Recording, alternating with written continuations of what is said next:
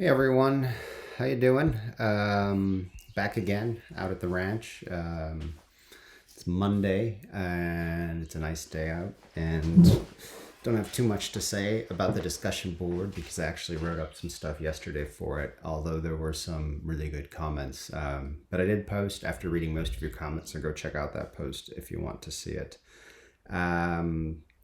For my intro to cultural class, just for fun, I included some footage from out here in the hill country, and I thought I'd do it for you too. So first, you get to see a jackrabbit, which I saw with one of my trail cams on Easter Sunday yesterday. So here that is.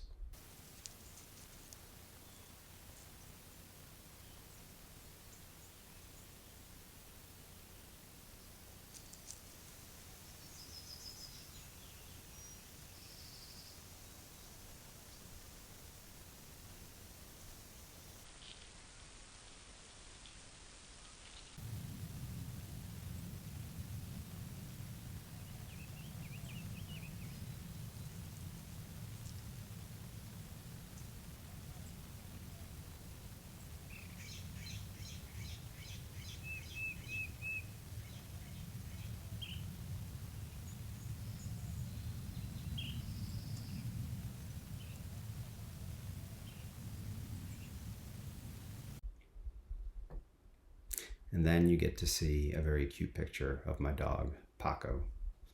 Here's Paco sitting on the couch here at the cabin. So anyways, today we're going, first things first, I wanted to give a few comments on the live video chat that we did last Thursday at 2 p.m. It went really well. Victoria was on, I believe, for a bit, and then Kristen and Craig and Jenny, and everybody I've heard from said it was really useful, and they suggested putting it up. I don't know if any of you have watched it. I'll continue to put them up, but it was really good to actually be talking to people from the class. We had a really good discussion, a tough discussion. Craig and Jenny were quite skeptical of some of the claims that Casey was making in this book, and that was really good to hear. It was interesting. Those are the kinds of things maybe that are even easier to say when you have a small group like that virtually than in the classroom. So I urge all of you, not all of you, that would be too many, but many of you to chime in this Thursday and give it a shot. It's interesting, and as for somebody like me who's new to online teaching, it's good to get a sense of which of these techniques work well and which don't. And I originally wasn't planning on doing that because I know how hard it is for folks to all be available at the same time. I mean, it's one thing if you signed up for an online class and you have to be available for a real-time activity like that, but y'all didn't do that. And many of you are really struggling with the general situation, the anxiety and the stress, and also struggling with technological and communication issues. I've talked to a few of you about falling behind. I will work with you. So write to me. You can explain your situation, and we'll set up a conversation, and then we'll see what we can do to get you back on track, because I really want you to be back on track. You don't need to go to counseling services or anything. I trust you on this, and I will work with you. So that's that. So today we're going to be talking about shamanism, chapter 6 of the Casey High book. This means we start going to Aparecida Vilasa next week. My life's going to get a lot harder because I haven't lectured on any of that before, as I keep saying, and we'll see what happens. There's a lot in this chapter that is very interesting. Casey obviously isn't a real specialist in shamanism. It's something that I've been getting into much more recently, including Quechua shamanism, because there's a lot of Quechua shamans who live in Kofan communities and attack Kofan people. And I mainly work from the Kofan side, but they've told me a lot about what Quechua shamans are capable of. And they've also done a lot of shamanic exchange, learned from Quechua shamans, and gotten certain tools and weapons from Quechua shamans. So I know quite a bit about it, more than you see in this chapter. Hence, if you have more questions, please ask me. I'm fascinated by it. It's the topic of my new research. There's also a lot in this chapter just about living in large communities that I'm not going to talk about. It's not super repetitive. It just talks about some of the kinds of tensions. Before you had Waorani households that were totally separate, and now you have people living together, maybe 20 households in one community. So there's certain kinds of tensions and the need to really live peacefully and live well with groups before, that not too long ago you were fighting with and didn't trust at all. And then when you add into this shamanism, which often means shamanic attack and deaths by shamanism, it can really exacerbate how bad a situation is in a community like Tonyampari in terms of violence and fear. I read somewhere else, I think it was, I think actually the Waorani folks said it about Tonyampari that I don't know is true. There's an anthropologist and he went to an Amazonian community and he's like, what's life like here? How are y'all doing? And they're like, oh, it's great. We don't have any shamans. And that really troubles, a lot of Westerners because they have very strong preconceptions about shamanism. And that's what I want you to talk about on the discussion board this week. So I'll open it up. I've been opening them up at 9 a.m. instead of noon. So I'm giving you slightly more than 48 hours to do it.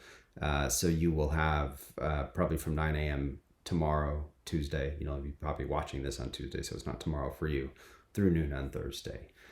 So the discussion board prompt. In Chapter 6 of Victims and Warriors, Casey Hyde discusses the shamanic practices of the Waorani and the Quechua, people with whom they, i.e. the Waorani, intermarry and co-reside. There are many differences between Waorani and Quechua shamanism, but both share a central idea. Shamans are capable of, and often do, kill other people through supernatural means.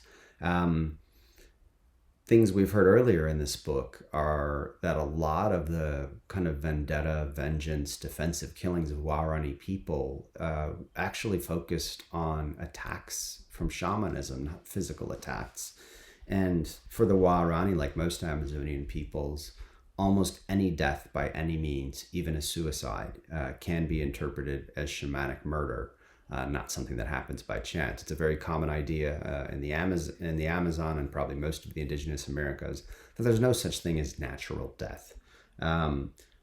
Every death is caused, and usually caused by interhuman hostility and usually shamanic attack. So if somebody dies, no matter what the symptoms look like, it's probably a shaman who did it.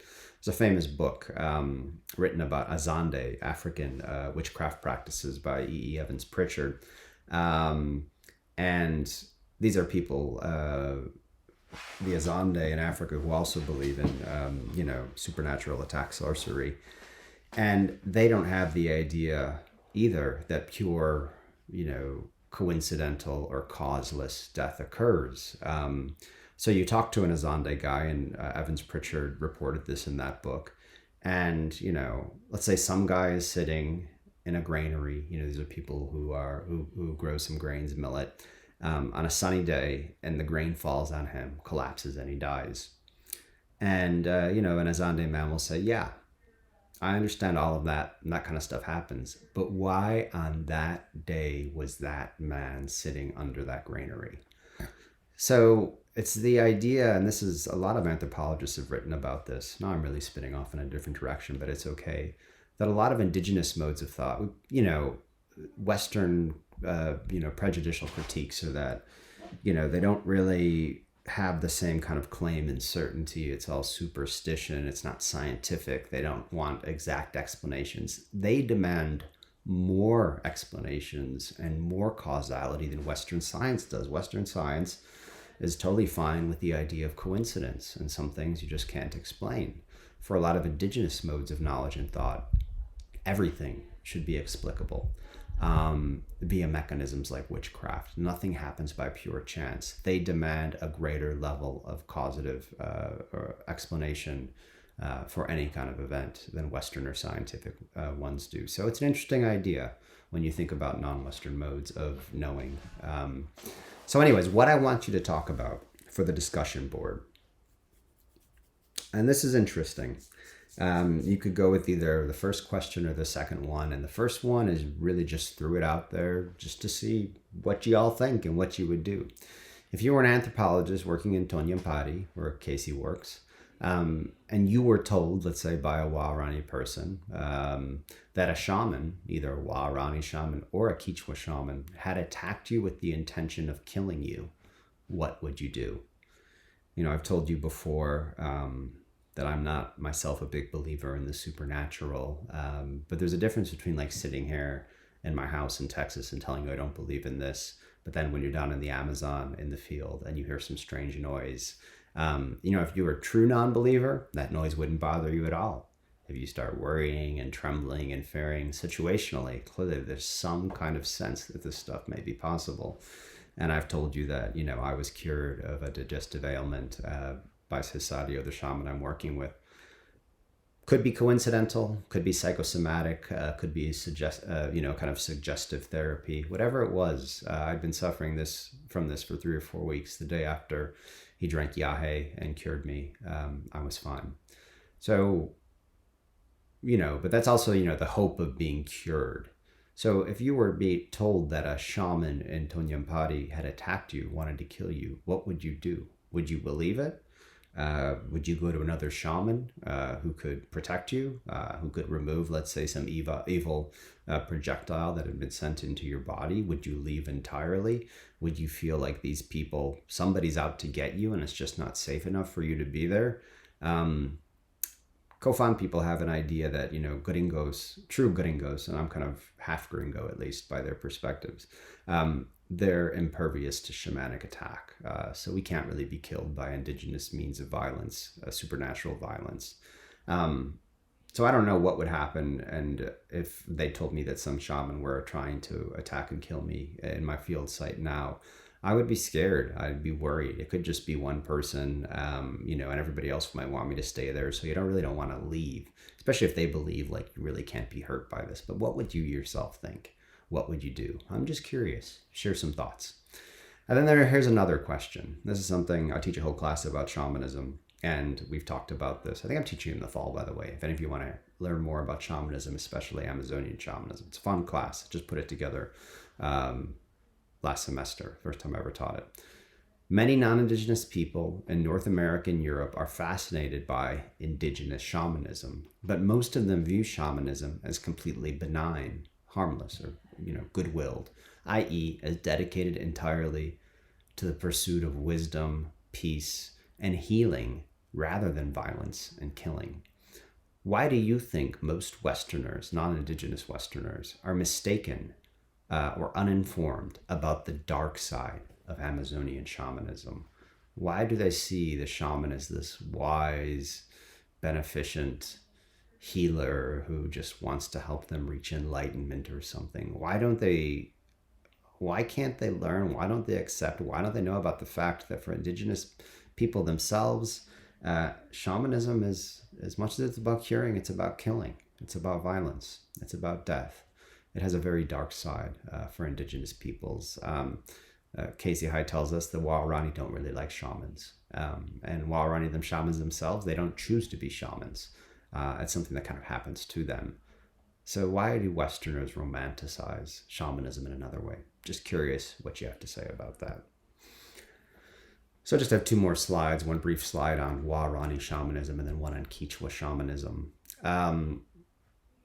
So in Tonyampari, as I said before, Casey's field site, shamanism is seen as a problem because it promotes conflict and violence and keeps people from being happy and living well, living peacefully together. So as for all indigenous Amazonians, pretty much, for the Waorani, shamanism is about both curing and assault or attack. It's a frequent cause of death. As I said a second ago, in these vendetta killings that were so important in Waorani society a generation or 2 ago, shamanism was often seen as the cause of a death that then caused that group to go out and attack the group that they associated with the enemy shaman. So it wasn't sparing per se. It was a person who died and they identified shamanism as the cause of death. I didn't understand. I have notes on this chapter. I should have gone back and actually read the book before, but I have a lot of questions about Waorani shamanism and how it actually works. And like I said, Casey, this wasn't his focus of study, but he did talk about it. I found the chapter very interesting, and it reverberated in a lot of ways with what I know about Kofan shamanism. The more I read this book and the more I think about Kofan, there are parallels there, and it makes me think about historical connections with these people, that between these two people who seem very different in many ways, but had some interaction, and maybe there's some common origin. I mean, languages are totally unrelated. Kofan people are super peaceful, aside from shamans. Waorani people, very violent in terms of spirit killing. So my sense from reading this book is that mainly through dreaming, a jaguar spirit inhabits the perspective of the shaman, kind of goes into the shaman, possesses the shaman, and then the shaman becomes the adoptive father of this jaguar spirit. And so the jaguar spirit, who's kind of inside the shaman, can help the shaman to find game animals. There's a strong tie in many Amazonian societies between shamanism and hunting. Shamans can often help people to hunt, or they can call game or make game, something I've talked and written about with Kofan shamans. But that adopted jaguar spirit also fills the shaman with violent urges, which can lead the Waorani shaman, to attack and kill people, especially people whose names are mentioned to the shaman. Let's see. When the shaman is in a state of possession by the jaguar spirit. I didn't really get a good sense reading this, like, of the mechanics of Waorani shamanic killing. There are these jaguar spirits that go out, but for most Amazonian shamanism, it's about, sending spirit darts or spirit glass or spirit spears even into other people, and shamans need to suck them out. Waorani shamanism is a little bit different. And Casey says too, Waorani shamanism probably isn't so developed as it is for other indigenous Amazonian people. In many ways, it seems not quite as complex or kind of culturally worked up of a practice. And it's got some unique things, like the idea that the only person who can cure a guy or a gal or a child who's been attacked by a Waorani shaman is the shaman who attacked them themselves. So you have to go and convince the shaman to stop attacking. Really interesting. The last person you'd go to for a Kofan person who'd been attacked by a shaman is the shaman who's attacking him. You wouldn't go and try to convince that shaman. You would work with another shaman to try to kill him. So it's a very different kind of logic. Shamanism, I'm a little unclear about the mechanics of it, the details of it for the Waorani, but it's really, really interesting. And it's very different from Quechua shamanism, which I have in the next slide. Not too much about it. Casey's not an anthropological expert on the Quechua. A lot's been written about Quechua shamanism. My undergraduate advisor, Norman Whitten, who was on my dissertation committee, amazing anthropologist, my role model, has written many books, gone to Ecuador to do field work with Quechua-speaking people every year of his life. I think he must be 80 now. He still goes down there on his own. His wife died. Just an amazing ethnographer. And he wrote these 3 books about Quechua people, Canelos Quechua people, subgroup, and talked a lot about their shamanic practice. One book is called Sacha Runa, Sikwanga Runa, and Puyo Runa. Sikwanga Runa is probably my favorite one. If you want, I can send you the references for those. Although only the last one is in paperback, Puyo Runa, and I like the other 2 more. It's a trilogy. So in most Waorani villages, Waorani people say that most of the deaths that are caused by shamanism are caused by Quechua shamans. This goes back, to the last discussion board. Most of you said, of course, nobody should tell anybody whom to marry.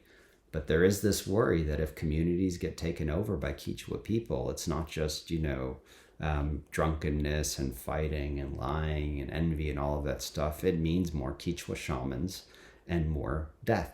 And Kofan people are very wary of that. In the community I'm working at now, every death, every sickness, almost without exception, is interpreted as being caused by a Quechua shaman. So why would you want these people to be more present in your life? So why are the Quechua shamans attacking Waorani people, or why are Quechua people paying their shamans to attack and kill the Waorani?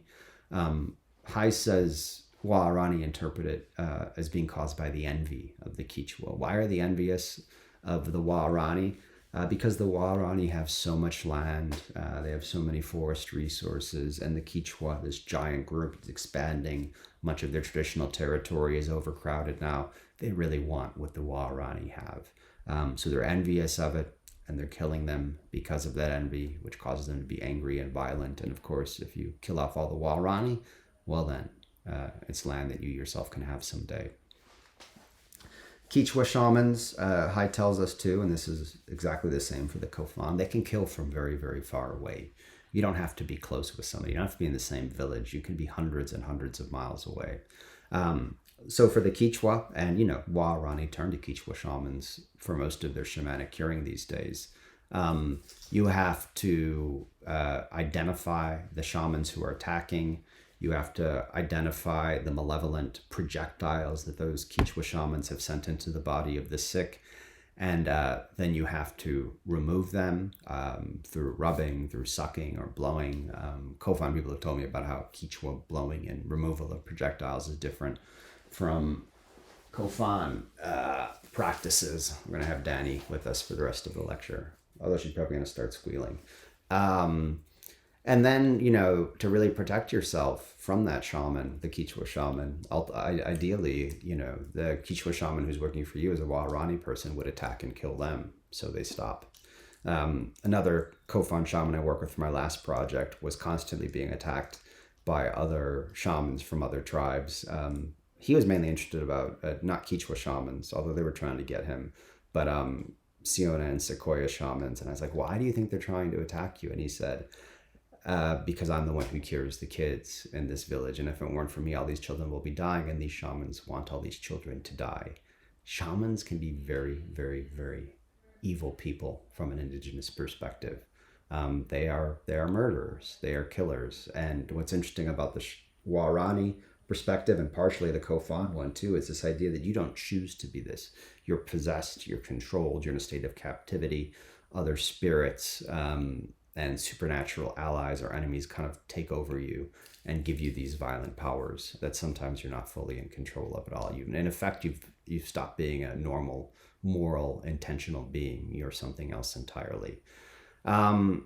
So as I mentioned before, Waorani shamanic attacks can only be cured by the help of the person who did the attack, the Waorani shaman. Quechua attacks can be cured by any Quechua shaman, or maybe even a Kofan shaman. So it's hard.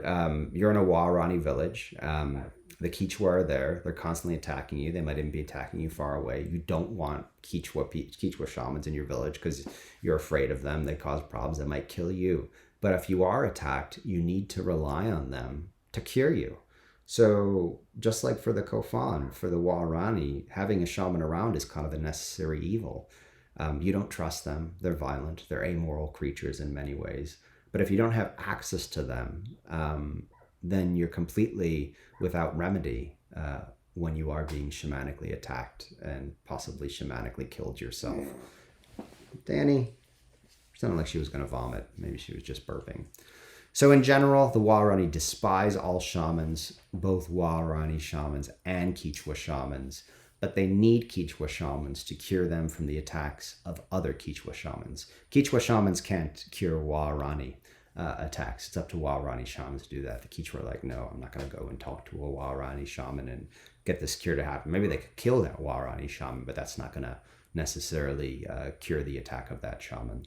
So anyways, interesting material. I like it. I have a lot of questions about Waorani shamanism that, I'd like to see Casey do more research on. But it's really neat to see this, chapter in which there's a different kind of violence, supernatural violence. And you might want to think morally whether it's, I could have asked you this for the discussion board. If you were in the field working with a Waorani person and they told you they were going to spear somebody the next day, or you actually saw them spear somebody, kill them, how would you react to that? What would you do? But if you were in a Waorani household and there was a shaman and he told you he was going to attack somebody the next day and did, would you consider that violence to be different? Would you take it less seriously? Would you feel you have to intervene or report to stop it from happening? And hence is your kind of theory of knowledge and theory of violence different from the indigenous one, because you consider these two modes of violence to be not of the same intensity or scale or worry? It's an interesting question, something that I think about too. When the guy I'm working with now tells me he's going to kill 5 people when he dies, I kind of smile because, they've given him a lot of grief and probably attacked a lot of Kofan people.